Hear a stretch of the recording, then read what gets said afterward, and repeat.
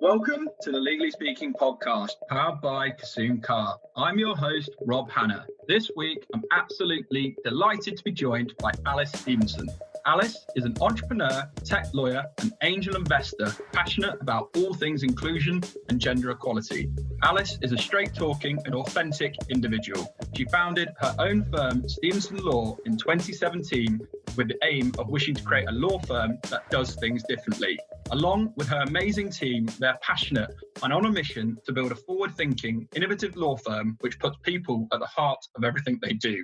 Their purpose is to protect their clients' interests and help them grow. So, a very big welcome, Alice. Hi, nice to be here.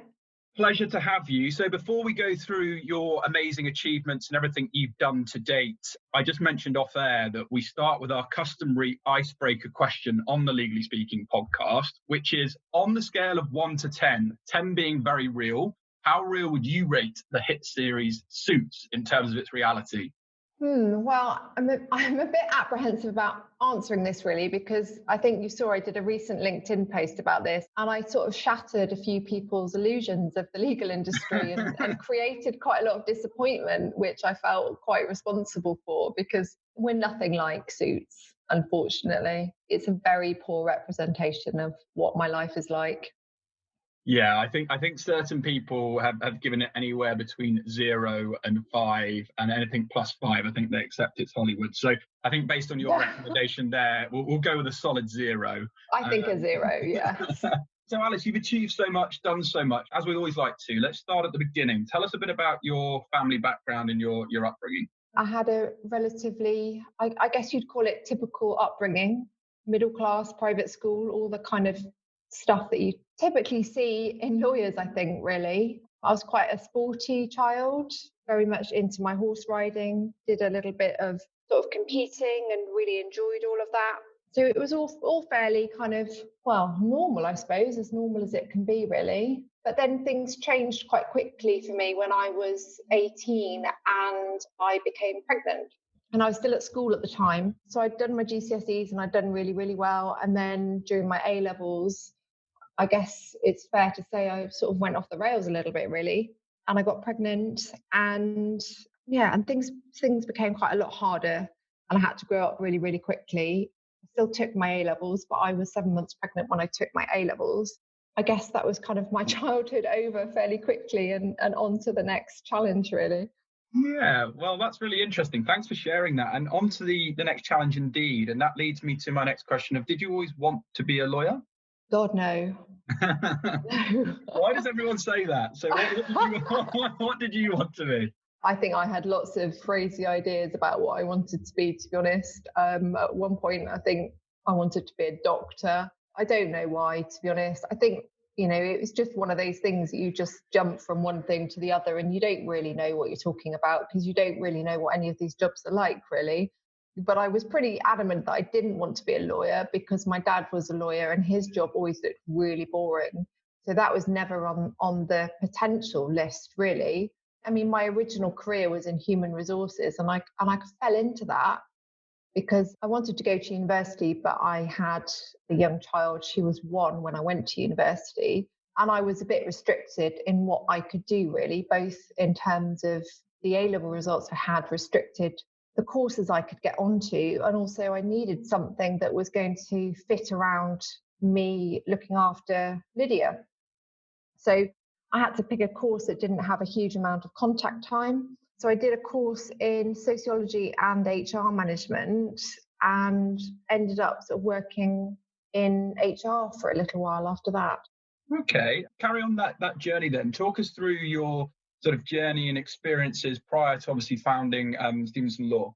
I did the whole HR thing for a little while, but relatively quickly got a bit bored of it and realised that it wasn't really going to be what I wanted to do long term, and decided at that point that I wanted to be a lawyer. I can never really explain why, to be honest. I think it just felt like a good idea at the time and was something that I was determined that I was going to do. But one of the challenges I had was that I couldn't just give up work and go back to university because I needed to go back and to do the GDL and the LPC. But I was working full time and I had my young daughter to support. So I couldn't just stop working and go back to university. So the only way that I could do it was by getting a training contract that also sponsored me to go back to university, which was a pretty big challenge, particularly because, as I've mentioned, I didn't have brilliant A-level results. And that's sort of still something that law firms take into account. So I just made my applications and hoped for the best. And I was put on the reserve list for a couple of law firms for their assessment days, and then got the call from Bond Pierce, which is now Womble Bond Dickinson, saying that a space had become available on an assessment day, and I was invited along. So it was the only assessment day that I got onto, and I was offered the training contract on the back of that. So that was obviously brilliant news for me and meant that I could go back to uni and do my studies. But at the same time, it was when the recession happened and when I was about to start my training contract, there were lots of trainees being deferred, and it was a really difficult time. I managed to get onto my training contract without it being deferred, but when I got to the end of my training contract, there was a real lack of NQ jobs on the market, and things weren't particularly good in the job market at that time. So it meant that I wasn't able to stay at the firm that I trained at, which I was really disappointed about because I really enjoyed training there. But I had to go out into the big wide world and find an NQ job somewhere else, which I did. And I found something and it was fine. And I kind of, from there, moved around a few sort of private practice roles and trying to find, I think, my place, trying to carve out a career for myself. But after a little while of doing that, I just became increasingly disillusioned by the whole thing, to be honest. I wasn't particularly impressed with the way that law firms treat their employees, with the cultures that they create. And I never really felt like I fitted into any of them.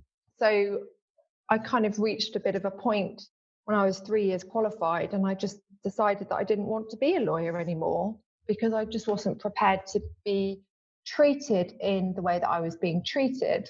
So I left, handed my notice in at the law firm I was at, and I just left without having anything to go to. And I was planning on doing something else, but I didn't know what I wanted to do. So I did some consultancy work. Well, I kind of tried to figure that out.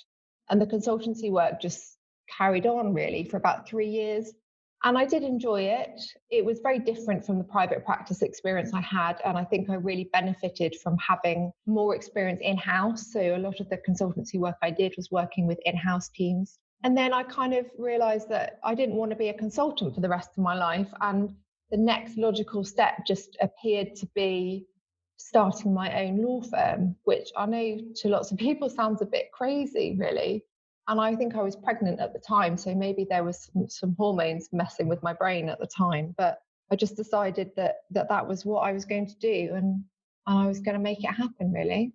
Well, great. And so, 2017, you take the plunge, you have founded your own firm, and you're doing fantastically well. For people perhaps who may be thinking of setting up their own firm now or in the future, what does your role of sort of founder and CEO entail? And perhaps for our listeners, which areas of law do you specialize in? I think my role as founder and CEO is evolving all the time as the firm grows. I mean, at the early stages, I was doing absolutely everything. I was doing, most of the legal work. I was certainly supervising all of the legal work and everything. I was doing the marketing, the business development, the finance, just absolutely everything. I was doing it. And then as the team grows, you sort of gradually are able to hand things to other people, but it takes quite a long time. And obviously finding the right people is really hard because, you need people that you can trust. And it's not easy to find people that share your passions, share your vision, and that you sort of have that connection with when you're running your own business. And also when you're trying to do something a little bit different as well. So, it took about 2 years before I had enough of a team around me that I could really take a day off properly with a sort of switching off. But my initial legal work consisted of doing tech law, so tech contracts, general commercial contracts, so outsourcing agreements, services contracts, things like that, data protection questions, and intellectual property as well. So all of those areas kind of knit together, really. Those have been the areas of law that I specialise in. I'm doing less and less of the day-to-day legal work now, and more of my time is focused on actually running and growing the business. But I quite enjoy that, actually. I think, I've spent 13 years training and working as a lawyer, and I quite enjoy having a slightly different focus in my role now. Yeah, no, absolutely. You're doing a fantastic job, it has to be said. And you have worked for, and you touched on it a bit before, but just to go a bit deeper, you've obviously worked for international law firms such as DAC Beechcraft. You've consulted to big brands such as EE. What were some of the main differences you saw from working in those two different types of environments, perhaps for listeners wanting to get a flavour for what it's like working as a consultant versus obviously working in private practice? Yeah, I think both experiences are really, really helpful, because obviously when you're working in private practice, you're dealing with clients, and it's only when you've actually got experience of working on the client side of the table that you realise how frustrating it can be to work with lawyers in private practice. If a junior lawyer's got an opportunity to go on to comment in-house or get some kind of exposure to working in-house, I thoroughly recommend it. I think it's really, really important. And actually, I think all private practice lawyers should at some point have some experience working in-house. Because when you're sitting in a law firm and you're giving legal advice to clients, you don't understand what those clients are going through and how your advice is being received.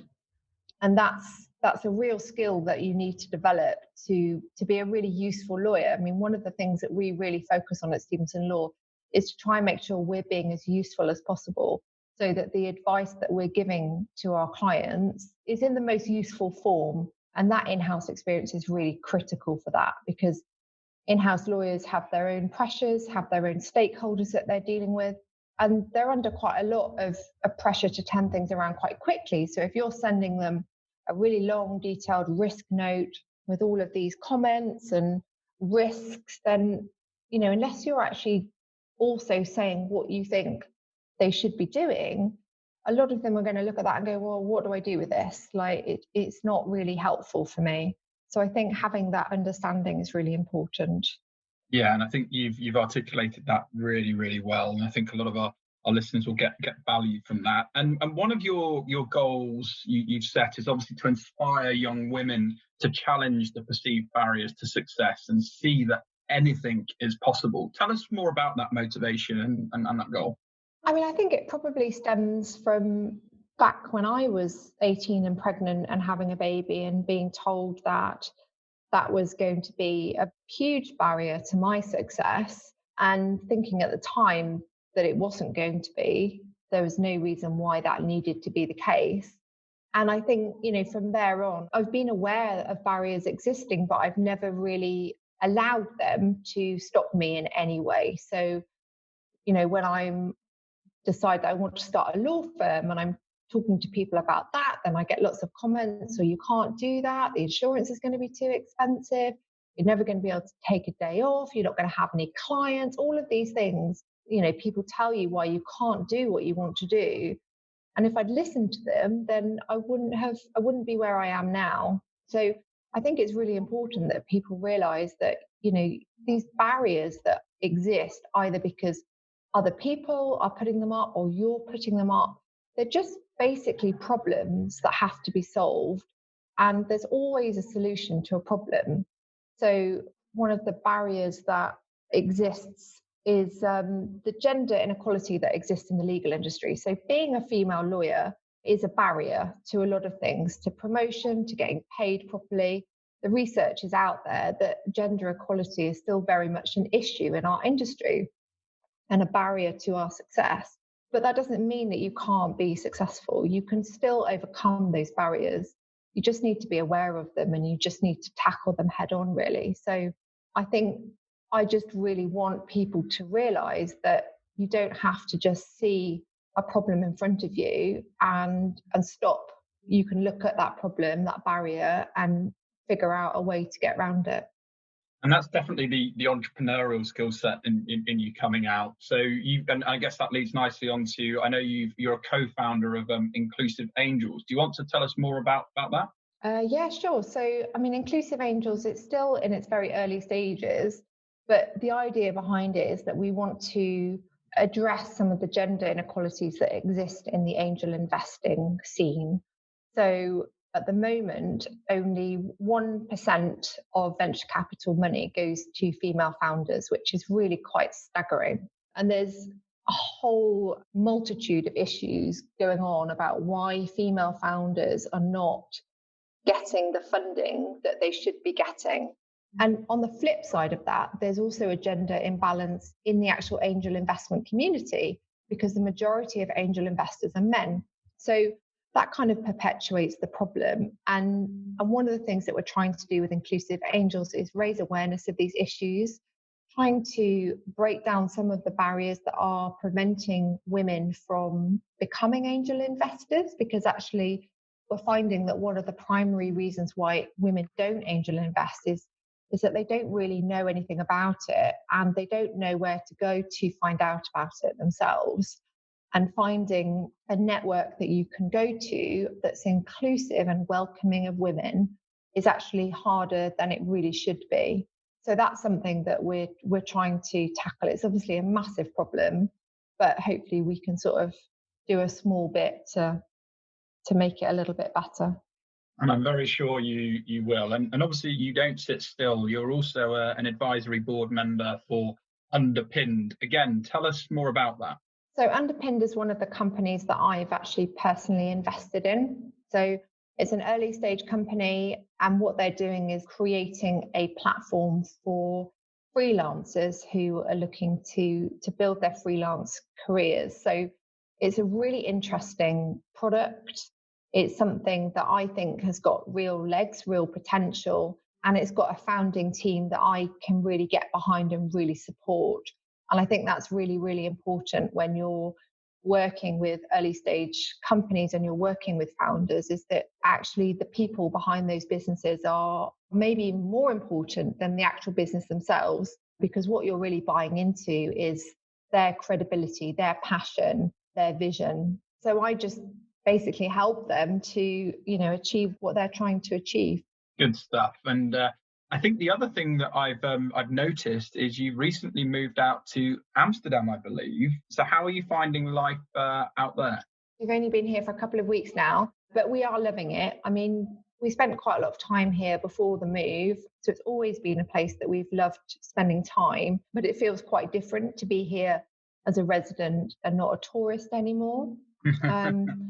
But it's really great. I just love it here. The weather's lovely, which always makes me feel happier in any situation, to be honest. But it's just such a great city, and we're really, really enjoying sort of exploring and finding our way around and trying not to get killed on our bikes. That's kind of number one priority, really.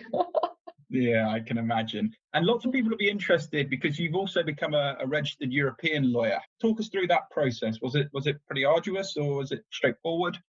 No, it was quite straightforward, really. It's because I moved to Amsterdam that I had to register so that I can practice UK law from Amsterdam. So it was just a registration process, really. But I think, it's really useful to have that registration. And we're going to have a branch set up in the Netherlands of Stephenson Law as well, which from a sort of Brexit perspective, I think is really beneficial to the firm. Yeah, no, absolutely. And you talked earlier about sort of, switching to more sort of business builder type role. And we're very much now in a content fueled society nowadays. And you have a great LinkedIn presence. I, for one, love following your content. But talk us through your sort of process for generating and capturing great ideas for your content. I don't know if I really have a process, to be honest. I think I'm definitely one of these people that I have to be in the right frame of mind to be able to create content. And that sort of generally means that I need a bit of a clear head to be able to think properly about it. And that can be a bit of a challenge when I've got young children and a busy job, and finding that sort of headspace to really be able to think of it can be quite hard sometimes. But generally I find is if I create that sort of environment for myself, then I just have ideas. I'm definitely an ideas person, and things do pop into my head. And then I also get ideas just from talking to people. things that just happen in my day to day. So, I did a LinkedIn post recently on making mistakes, and that was just on the back of a mistake that was made that sort of prompted that. So I think ideas for content can just come up anywhere and everywhere, really. It's just turning them into content that's slightly harder. Yeah. And how much do you as a business owner of a law firm value the LinkedIn platform and all things social media for law firms in particular? I think it's really, really important. It's something that we invest a lot in at Stephenson Law. We have a social media manager. So, we've got a person actually dedicated to our social media marketing. I think it's really important because it's an opportunity to really showcase the business and the people in the business. I use it personally, and I think that really helps both build my own personal brand, but also build the brand of the business. And it also just, I think, creates a little bit of fun in the industry, which I think is really lacking. We think that we are the first UK law firm on TikTok.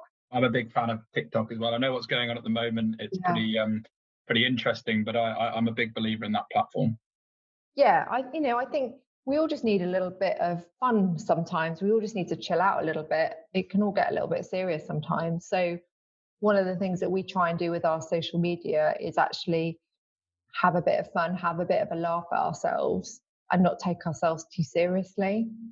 Yeah, and I love that. And it's great for sort of owners of law firms to come out saying that, because I do think, at times the legal industry can get very heavy. And of course, there's a lot of important stuff and, things that people are doing. But sometimes, got to protect people's mental health and things that are going on. And I think one of the things I wanted to ask is you're quoted sort of mentioning you get a lot of comments about your tattoos. As you say, people just don't expect a lawyer to have a full sleeve and they're generally surprised by this.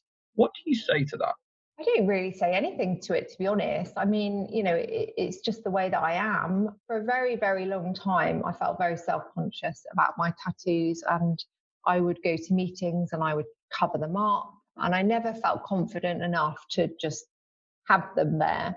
So it's relatively recently that I've developed that confidence. And I don't really get negative comments about them, to be honest. I actually think it's a good thing, because it helps me stand out and it helps other people feel a bit more confident about their tattoos. And I think if people have got problems with them, then they're not actually telling me about them, and they can, take their problems and go somewhere else. It doesn't mean anything to me, really. Yeah, well said. And you also talk very passionately about law firms, some of them still using the sort of billable hour to measure lawyers' performance, and you perhaps disagree with that. Tell us why. We've been recruiting quite a lot recently, and one of the questions that comes up quite a lot when we're interviewing lawyers is, what's my billable hours target going to be? And we don't have billable hours targets at Stephenson Law, because I just think they're completely pointless. All they really measure is a lawyer's ability to use a time recording software. That's it. I get that there's a correlation between billable hours and revenue, but actually the revenue is what matters, not the billable hours, and the efficiency and the profitability. So for me, setting billable hours targets, it's just stupid. I don't see any justification for it. There are way better ways of measuring the performance of a lawyer. And what really matters is the output that lawyer is generating and the value that they're generating, both in terms of the value that they are passing on to their clients and the profitability that they're generating for their employer. And looking at their billable hours is not a measure of that. There might be a correlation, but it's not a measure of that. And when lawyers are put under pressure to achieve billable hours targets, what happens is that lawyers just put down more time than they should be putting down, because they feel like if they don't meet their targets, they're going to be punished in some way. And that's not the type of culture that you really want to be creating as a law firm. It's not what you need to be doing for your clients, because obviously then you're passing that inefficiency on to clients as well. So it really is just lose-lose, in my opinion. And I've seen a few sort of really toxic environments where law firms will actively sort of shame lawyers that aren't meeting their billable hours. And when lawyers don't have the control over the work that's on their desk because they're junior lawyers and they don't have any business development responsibilities, it's really not the lawyer's fault if you're not meeting your billable hours target. As long as you're doing all the work that you're being given, if the work's not there, the work's not there. So I just don't think that they should be using it, I think, is the bottom line. No, and I completely agree with you. I respect what you're saying, and I think now times have moved on that we can move away from that model. So before we wrap up, you're very busy. You're an entrepreneur. You're a lawyer. You're an investor. You're running your own business. You know, the family. What do you do for downtime? You've mentioned you like to get onto your bikes, which sounds like a bit of a challenge. My sources tell me you're a crossfitting vegan. Is that correct? Maybe tell us a bit more about that.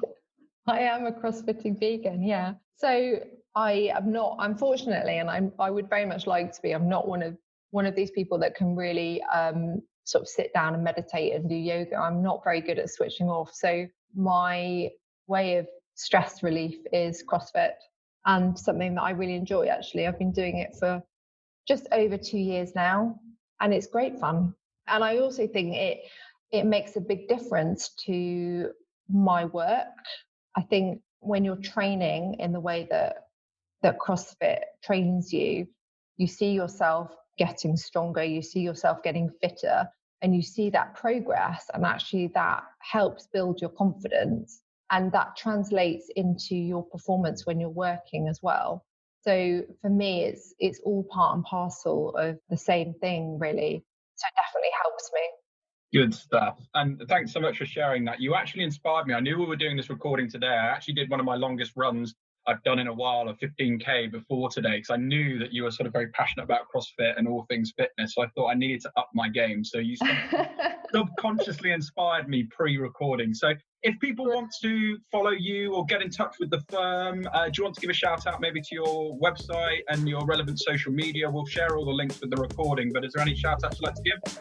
Well, I mean, I'm probably best found on LinkedIn. You can just search for my name and Stephenson Law again on LinkedIn, or stephenson.law. Great stuff. Well, thanks a million, Alice. It's been a real pleasure having you on the show. I'm sure all our listeners found that truly inspiring and informative. So wishing you all involved with Stephenson Law lots of continued success. But for now, over and out. Thanks, Rob.